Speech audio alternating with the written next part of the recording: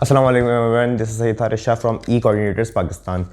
तो आज का जो हमारा टॉपिक था वो था दराज की लिस्टिंग्स पे कुछ लोगों के मुझे आ रहे थे मैसेजेस कि अप्रूव नहीं हो रही, अप्रूव हो रही हैं तो क्यों पेंडिंग क्यूसी मतलब क्वालिटी चेक। ठीक है, तो क्वालिटी चेक में बहुत ज़्यादा दिन वो पड़ी हुई हैं लिस्टिंग्स और वो अप्रूव हो ही नहीं रही और दराज पे एंड साथ साथ वो सस्पेंड हो रही हैं। ठीक है, क्वालिटी चेक में एक होना एक अलग चीज़ है, 3 से 4 वर्किंग डेज लग जाते हैं अप्रूव होने में, बट वहाँ से वो सस्पेंड हो रही हैं लिस्टिंग्स काफ़ी सारे लोगों की। तो इसके ऊपर हम बात करते हैं। ठीक है, लिस्टिंग सस्पेंड हो जाती है तो इसका मतलब ये नहीं कि सब ओके है, आपने दोबारा नई लिस्टिंग कर दी, देन आप सब कुछ सही जा रहा है तो आप दोबारा से गो विद द फ्लो में आप चले गए। ठीक है, ये नहीं करना, क्योंकि एक और चीज़ इसमें ये होती है कि आपके अकाउंट की हेल्थ होती है। एक दराज के अकाउंट की मैं बात करूंगा, उस पर डिपेंड करता है कि आपकी प्रोडक्ट्स कितनी रैंक कर रही हैं और कितनी ऊपर आ रही हैं। ठीक है, ई कॉमर्स में मतलब फर्स्ट पेज पे। ठीक है, जैसे जैसे अकाउंट की हेल्थ आपकी डिक्रीज होगी आपकी प्रोडक्ट्स आहिस्ता आहिस्ता आगे चल जाएंगी पीछे मतलब। ठीक है, तो दराज हेल्थ होती है अकाउंट में सेलर सेंट्रल में ही, तो वो पॉइंट्स होते हैं कुछ 4, 12, 8 और वो 24, इस तरह बढ़ते बढ़ते वो 48 तक जाते हैं। 48 से पहले ही आपका अकाउंट दराज उड़ा के रख देता है।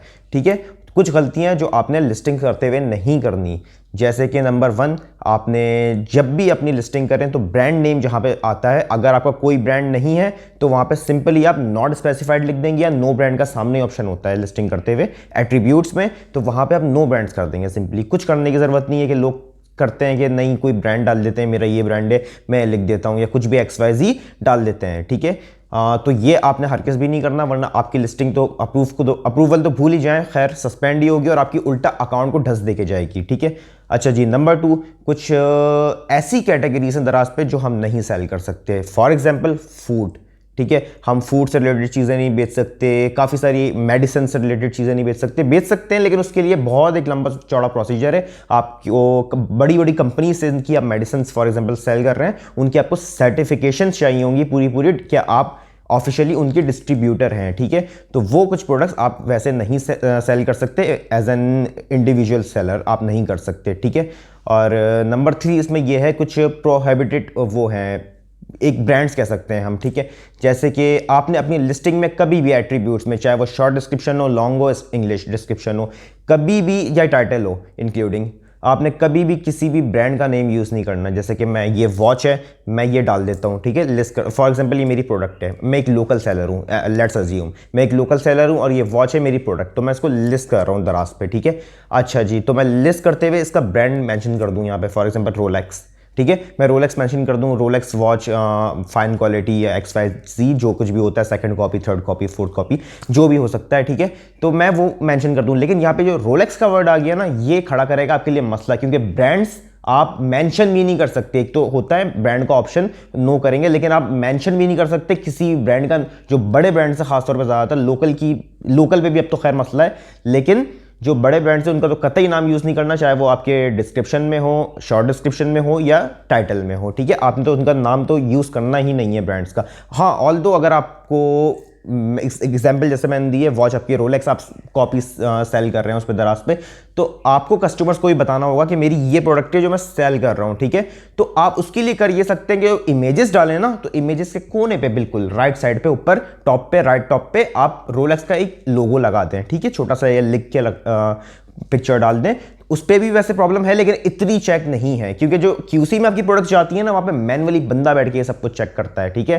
तो वो पिक्चर्स पे इतना फोकस नहीं होता इन लोगों का, लेकिन वो लिस्टिंग्स के अंदर एट्रीब्यूट्स, आपके डिस्क्रिप्शन, टाइटल, ये A to Z अच्छी तरीके से लोग चेक करते हैं। ठीक है, अब आ जाते हैं एक और मसले पे जो सबसे ज़्यादा फेस करने को मिलता है, वो है कि आपकी कोई प्रोडक्ट है। ठीक है, मेरी वॉच है। ठीक है, अब मेरी वॉच है एक नॉर्मल कैटेगरी है, जनरल कैटेगरी है, वॉच फॉर मैन। ठीक है, आप ये यहाँ पे लिस्ट करेंगे, आपके सामने कैटेगरीज आ जाएंगी कि आपको किस कैटेगरी में अपना आइटम लिस्ट करना है, कौन सी कैटेगरी का है। ठीक है, अब इसका फॉर एग्जांपल दराज पे कमीशन है 20%, मिसाल दे रहा हूँ। ठीक है, इसका 20% वॉच का, जनरल वॉच का कमीशन 20% है, और आप साथ ही साथ कुछ लोग होशियार बनते हैं, वो ये देखते हैं कि चलो वॉच का कमीशन तो 20% है, अब मैं इसको एक काम करता हूँ उस कैटेगरी में डाल देता हूँ जिसमें कमीशन थोड़ा कम हो। ठीक है, जैसे कि मैं वो भी मतलब वॉच की जगह वो डाल देंगे स्मार्ट वॉच में। ठीक है, बात समझ में आ रही है। ये नॉर्मल वॉच है, इसकी एक अलग से कैटेगरी है, वॉच फॉर मैन के नाम से अलग से कैटेगरी मिलेगी आपको दराज पे। कुछ लोग करते ये कमीशन से बचने के लिए थोड़ा सा कम कमीशन देना पड़ेगा, क्योंकि कमीशन हर चीज़ के अलग अलग है, ठीक है। इस वॉच का, नॉर्मल वॉच का ज़्यादा है तो स्मार्ट वॉच का कम है। तो ये वॉच लोग स्मार्ट वॉच पे कैटेगरी में डाल देंगे, क्योंकि उसका मेरे ख्याल से 7 या 8% के बिटवीन है। तो इससे क्या होगा, जब वो मैनुअली बैठ के चेक करता है दराज वाले, आपका जब QC क्वालिटी चेक में जाता है प्रोडक्ट, ठीक है, तो वो वहीं पर ही रिजेक्ट करते हैं, रिजेक्ट के साथ सस्पेंड करते हैं, ठीक है, आपकी प्रोडक्ट्स। और ये 3 से 4 दफ़ा अगर आपके साथ हो गया, ट्रस्ट मी, आपका कितना भी पुराना अकाउंट क्यों ना हो, वो नहीं देखेंगे, वो सीधा आपका अकाउंट बंद कर देंगे। क्योंकि देखें दराज की प्रायोरिटी क्या है, सेलर नहीं है भाई, उनकी प्रायोरिटी है, उनको पैसे बना के दे रहे हैं उनके कस्टमर्स। आई नो हम लोग सबसे ज़्यादा हमसे कमीशन लेते हैं, हमसे काफ़ी सारी उनकी रेवेन्यू बनता है, बट उनके पास सेलर्स की कमी नहीं है, ठीक है। कस्टमर्स उन्होंने गेन करने हैं। और ऑब्वियसली जितना बदनाम दराज चल रहा था पिछले दिनों के, खाली भेज देते हैं, ये वो हमें पता है खैर कितने इश्यूज़ हैं सेलर्स के लिए।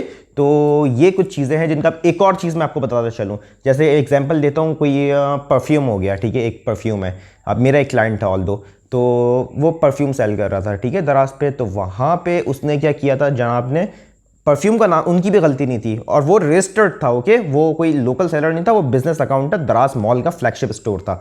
तो उन्होंने क्या किया था कि वहाँ पे परफ्यूम का एक नाम था उनका टोबैको, ठीक है, तंबाकू, जिसे हम आम तंबाकू नोशी लाइक डैट, तो उनका तंबाकू एक टोबैको नाम था परफ्यूम का, उन्होंने वो लिस्ट किया है, अपने ब्रांड का ही नाम डाला, अपने प्रोडक्ट का ही नाम डाला है, ठीक है। तो वो दराज ने रिजेक्ट कर दिया प्रोडक्ट ही, क्योंकि दराज पे ऐसे वर्ड्स अलाउ नहीं है, जैसे टोबैको हो गया। कुछ परफ्यूम के डिस्क्रिप्शन में आप ये भी लिखते हैं कि 99% अल्कोहल इसमें इंक्लूड है, एग्जांपल दे रहा हूँ, तो ना टोबैको ना अल्कोहल, इस तरह की जो चीज़ें हैं ना, तो वो भी आप यूज़ नहीं कर सकते इसके डिस्क्रिप्शन में, ठीक है, या कहीं पे भी अपनी पूरी लिस्टिंग में। तो इन कुछ चीज़ों का ख्याल रखिएगा। काफ़ी ज़्यादा लोग वो करते हैं कि अकाउंट चलते चलते सस्पेंड हो गया, 5 साल से काम कर रहा था, रीज़न भी नहीं दिया और सस्पेंड कर दिया, ठीक है। तो रीज़न देता तो नहीं है, आई एग्री ऑन दिस, ठीक है, बट आपको खुद देखना पड़ता है। आपका एक सेटिंग्स होती है, मैं आपको अगली वीडियोस में फिर कभी दिखाऊंगा इंशाल्लाह। वहाँ पे आपकी अकाउंट हेल्थ आ रही होती है, वो पॉइंट्स होते हैं कुछ 4, 8, 12, 24, 38, 48, लास्ट 48 तक जाते हैं, ठीक है। तो वो आपके जैसे ही 48 तक जाएंगे, दराज आपका अकाउंट उड़ा के रख देगा, बल्कि 48 से ही पहले उड़ा देगा, ठीक है। 24, 28 तक ये कार्रवाई हो जाती है पूरी। और आपने एक और चीज़ भी नहीं करनी कि आपने फॉर एग्जांपल कैंपेन्स आती हैं दराज की, 11/11 अगस्त सेल, 6 सितंबर डिफेंस डे, काफ़ी सारी आती हैं, ईद सेल, तो गाला सेल वगैरह। तो उसमें लोग क्या करते हैं, आपको कैंपेन्स की एलिजिबल होने के लिए कैंपेन्स में आपको अपने प्रोडक्ट की प्राइस नीचे करनी पड़ती है। ये क्राइटेरिया है कैंपेन ज्वाइन करने का, ठीक है। तो कुछ लोग क्या करते हैं, कैंपेन आने से पहले ही अपने प्रोडक्ट की प्राइस जो है वो ऑटोमेटिकली, वो खुद ही मैन्युअली ही इंक्रीज कर देते हैं, ताकि कैंपेन आए, हम ज्वाइन करें, तो जब प्राइस नीचे होनी हो हमारा वो बराबर बैलेंस हो जाए। तो ये नहीं करना। दराज लास्ट 90 डेज तक का चेक करता है, ठीक है वैसे तो, लेकिन 30 डेज में तो कैंपेन ज्वाइनिंग के 30 डेज से पहले तो आपने प्राइस छेड़नी ही नहीं है। छेड़े तो आप कम कर सकते हैं, मजीद इंक्रीज या हाइक मत कीजिएगा अपनी प्राइस, उससे आपका ही नुकसान है। काफ़ी सारे लोग डेढ़ शाड़ा बनने की कोशिश करते हैं अपनी तरफ से, पर अब वो पाकिस्तानी नहीं है ब्रो दराज, अब चाइना ने, अलीबाबा ने परचेज कर लिया है, ठीक है। पाकिस्तानी सिर्फ स्टाफ बैठा है, थोड़ा सा वहाँ की बाहर से ही मैनेज हो रहा है ये इसके पोर्टल्स वगैरह। तो ये कुछ गलतियाँ थी जो आप लोगों ने कभी भी नहीं करनी, ठीक है जी। अपना बहुत बहुत ख्याल रखिएगा। टेक केयर ऑल, अल्लाह हाफ़िज़।